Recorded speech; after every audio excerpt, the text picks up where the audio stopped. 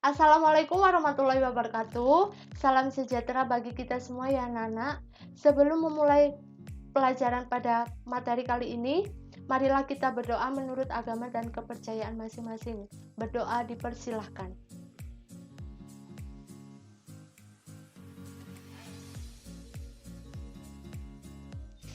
Berdoa selesai.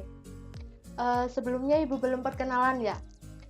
Perkenalkan, nama Ibu Ike Ayunelasari. Kalian boleh panggil dengan Ibu Ike. Di sini Ibu akan mengajar di kelas 92 dengan materi pidato persuasif.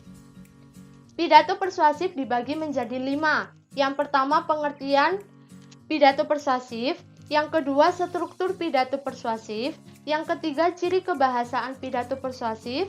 Yang keempat, menyimpulkan isi pidato persuasif. Dan yang terakhir, tujuan pidato persuasif. Yang pertama yaitu pengertian pidato persuasif. Merupakan bagian dari eksposisi seperti yang telah dipelajari sebelumnya, bahwa eksposisi digunakan untuk menyajikan pembaca atau pendengar dengan menyajikan argumen dari satu sudut pandang.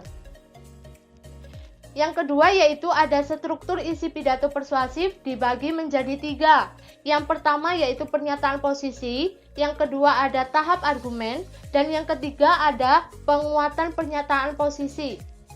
Yang pertama yaitu pernyataan posisi merupakan pendapat atau pendirian yang diambil penulis terhadap suatu persoalan. Misalnya, apakah posisimu terhadap kenakalan remaja, terhadap bela negara, terhadap penyalahgunaan narkoba, dan lain sebagainya. Yang kedua yaitu tahap argumen.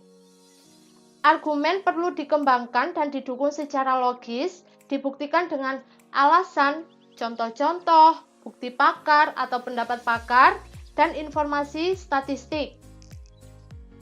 Agar argumen efektif dan meyakinkan, kita harus menyertakan fakta, pendukung, contoh, tabel, gambar, dan kutipan. Yang ketiga yaitu ada penguatan pernyataan persuasif.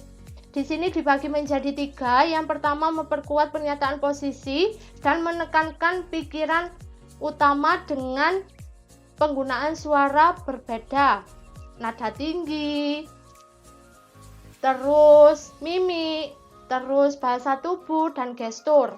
Yang kedua, ada argumen sebaiknya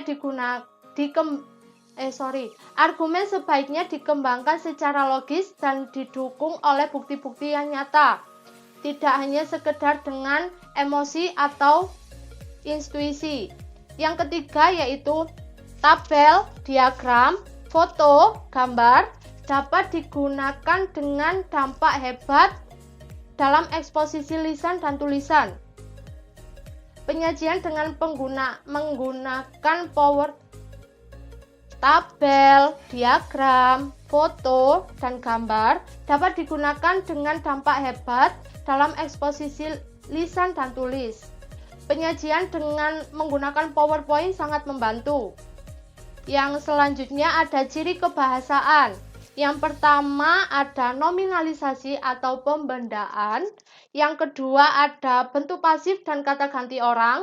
Yang ketiga ada kosakata.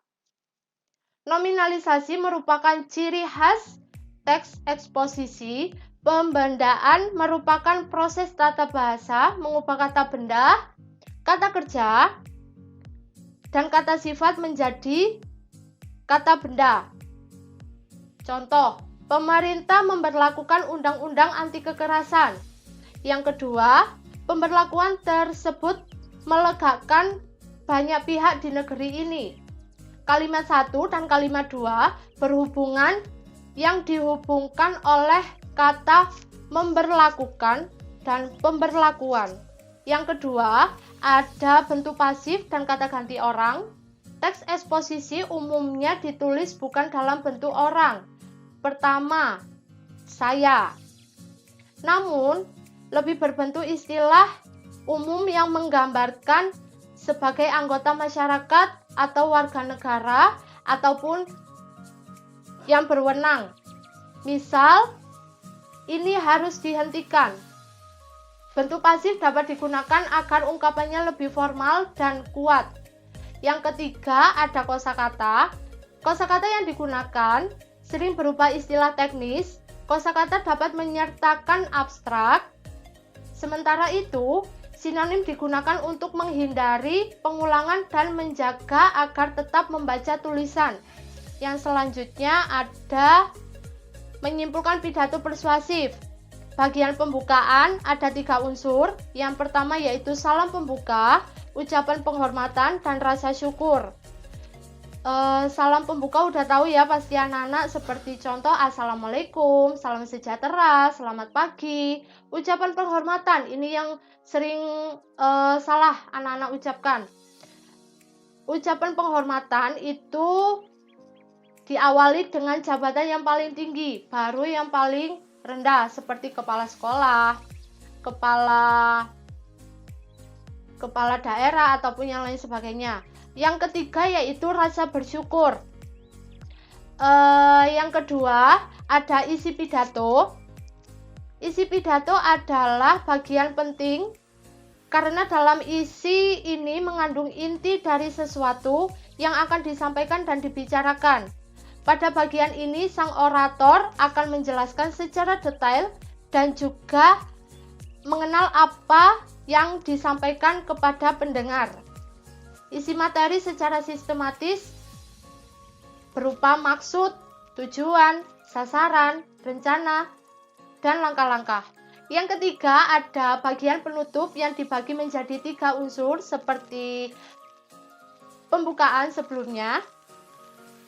Yang pertama yaitu simpulan secara ringkas dari materi yang sudah dijelaskan.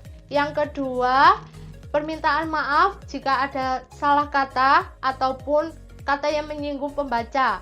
Yang ketiga, salam penutup. Tujuan pidato persuasif bertujuan untuk meyakinkan audiensi untuk melakukan sesuatu.